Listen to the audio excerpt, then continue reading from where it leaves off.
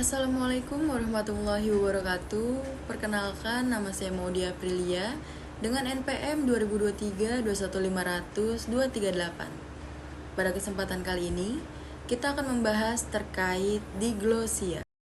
Kata diglosia berasal dari bahasa Perancis diglosi. Kemudian, Ferguson menjadikan lebih terkenal lagi istilah tersebut dengan sebuah artikelnya yang berjudul Diglosia yang dimuat dalam majalah World tahun 1959. Menurut Ferguson, dialek adalah suatu situasi kebahasaan yang relatif stabil. Selain terdapat sejumlah dialek-dialek utama atau lebih tepatnya ragam-ragam utama dari satu bahasa, terdapat juga sebuah ragam lain. Dialek-dialek utama itu diantaranya bisa berupa sebuah dialek standar atau sebuah standar regional. Ragam lain atau yang bukan dialek-dialek utama itu memiliki ciri. Yang pertama, sudah sangat terkomodifikasi, gramatikalnya lebih kompleks, merupakan wahana kesusastraan tertulis yang sangat luas dan dihormati, dipelajari melalui pendidikan formal, digunakan terutama dalam bahasa tulis dan bahasa lisan formal, tidak digunakan oleh lapisan masyarakat manapun untuk percakapan sehari-hari. Selanjutnya, fungsi diglosia adalah menjadikan bahasa sebagai bahasa dalam percakapan sehari-hari dilihat dari segi kenonformalan, seperti bahasa Arab Fusha dan bahasa Arab Amiyah. Sebagaimanapun orang Arab, mereka lebih menggunakan bahasa Arab Fusha dalam percakapan sehari-hari ketimbang bahasa Arab Amiyah. Diglosia ini dijelaskan oleh Ferguson dengan mengetengahkan 9 topik, yaitu fungsi, prestis, warisan sastra, pemerolehan, standarisasi, stabilitas, gramatikal, leksikon, dan fonologi. Yang pertama yaitu fungsi, merupakan kriteria diglosia yang sangat penting. Menurut Ferguson, dalam masyarakat diglosis terdapat dua variasi dari satu bahasa. Variasi pertama disebut dialek tinggi atau disingkat dialek T atau ragam T. Dan yang kedua disebut dialek rendah, disingkat dialek R atau ragam R. Dalam bahasa Arab, dialek T-nya adalah bahasa Arab klasik. Bahasa Al-Quran yang lazim disebut Al-Fusha. Dialek R-nya adalah berbagai bentuk bahasa Arab yang digunakan oleh bangsa Arab, yang lazim di Ad-Darij. Selanjutnya yaitu prestis. Dalam masyarakat diglosis, para penutur biasanya menganggap dialek T lebih bergengsi, lebih superior, lebih terpandang, dan merupakan bahasa yang logis. Sedangkan dialek R dianggap inferior, malah ada yang menolak keberadaannya. Menurut Ferguson, banyak orang Arab dan Haiti terpelajar menganjurkan agar dialek R tidak perlu digunakan.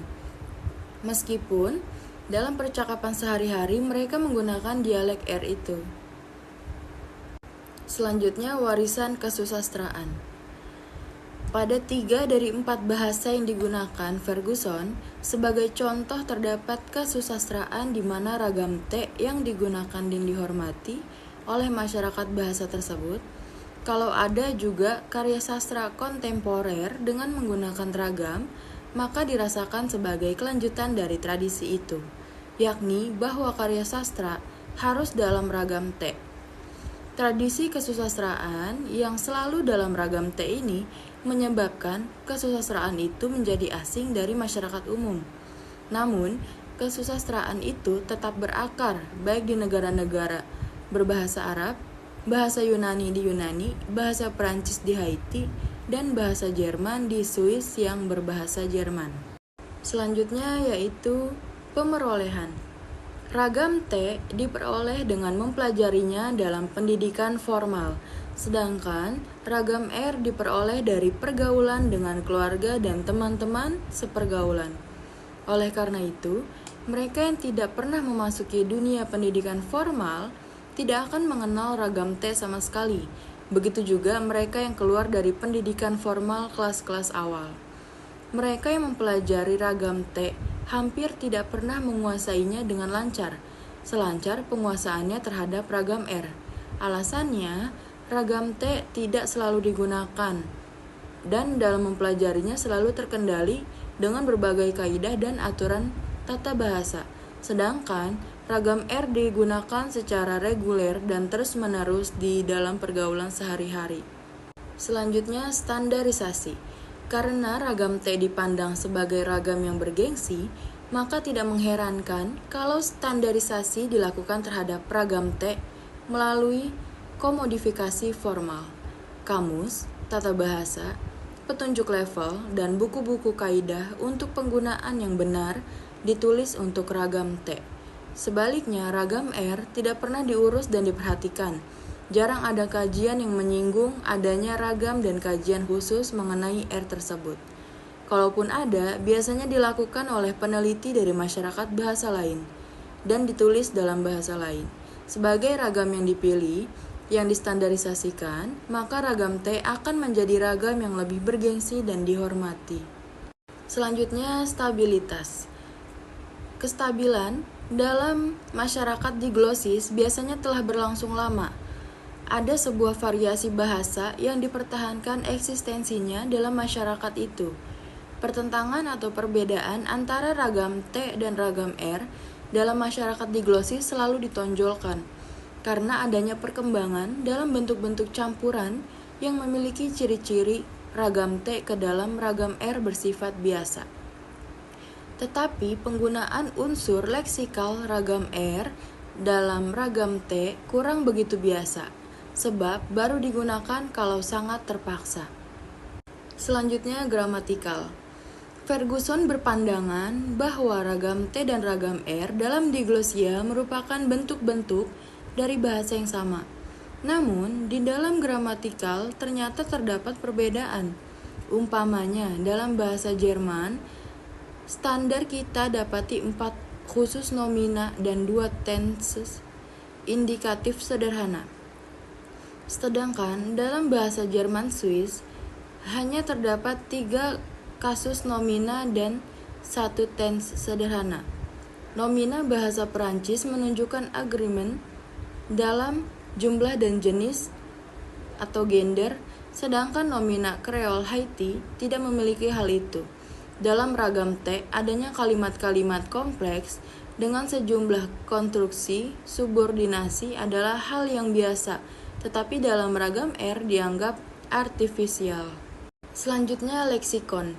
Sebagian besar kosakata pada ragam T dan ragam R adalah sama, namun ada kosakata pada ragam T yang tidak ada pasangannya pada ragam R, atau sebaliknya. Ada kosakata pada ragam R yang tidak ada pasangannya pada ragam T. Ciri yang paling menonjol pada diglosia adalah adanya kosakata yang berpasangan, satu untuk ragam T dan satu untuk ragam R, yang biasanya untuk konsep-konsep yang sangat umum. Selanjutnya, fonologi. Dalam bidang fonologi, ada perbedaan struktur antara ragam T dan ragam R. Perbedaan tersebut bisa dekat, bisa juga jauh. Ferguson menyatakan sistem bunyi ragam T dan ragam R sebenarnya merupakan sistem tunggal. Namun, fonologi T merupakan sistem dasar, sedangkan fonologi R yang beragam-ragam merupakan subsistem atau parasistem. Fonologi T lebih dekat dengan bentuk umum yang mendasari dalam bahasa secara keseluruhan. Fonologi R lebih jauh dari bentuk-bentuk yang mendasar. Pada bagian akhir dari artikelnya, itu Ferguson menyatakan bahwa suatu masyarakat diglosis bisa bertahan atau stabil dalam waktu yang cukup lama meskipun terdapat tekanan-tekanan yang dapat melunturkannya.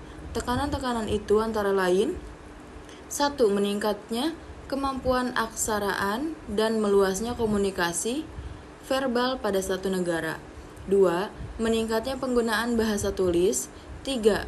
Perkembangan nasionalisme dengan keinginan adanya sebuah bahasa nasional sebagai lambang kenasionalan suatu bahasa. Hanya itu yang dapat saya sampaikan, kurang lebihnya mohon maaf. Wassalamualaikum warahmatullahi wabarakatuh.